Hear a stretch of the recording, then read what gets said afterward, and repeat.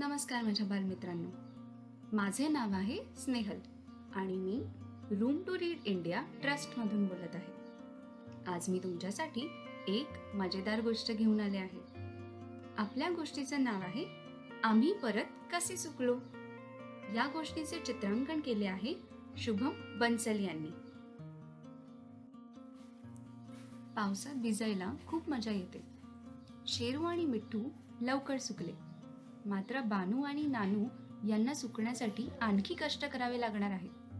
असे का, ते तुम्हाला समजून घ्यायचे आहे का? चला तर मग बघूया बानू आणि नानू यांनी सुकण्यासाठी काय काय केले. बानू आणि नानू शेरू आणि मिठ्ठूच्या सोबत खेळत होते.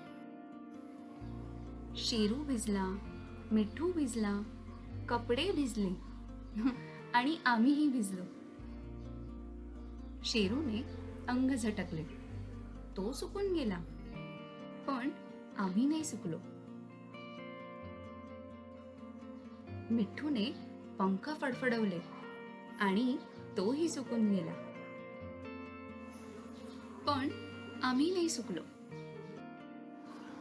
कपडे पिळून वाळत घातले, आम्हीही लटकलो, पण आम्ही नाही सुकलो. बाबा आले, त्यांनी आमचे अंग टॉवेलने पुसून काढले. आता आम्हीही सुकलो आणि तुम्हीही सुकलात. तर माझ्या बालमित्रांनो, आवडली की नाही तुम्हाला ही गोष्ट? चला तर मग या गोष्टीवर थोडी चर्चा करूया. बानू आणि नानूने अंग सुकवण्यासाठी काय काय केले?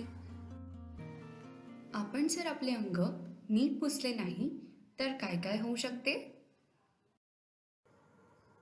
धन्यवाद.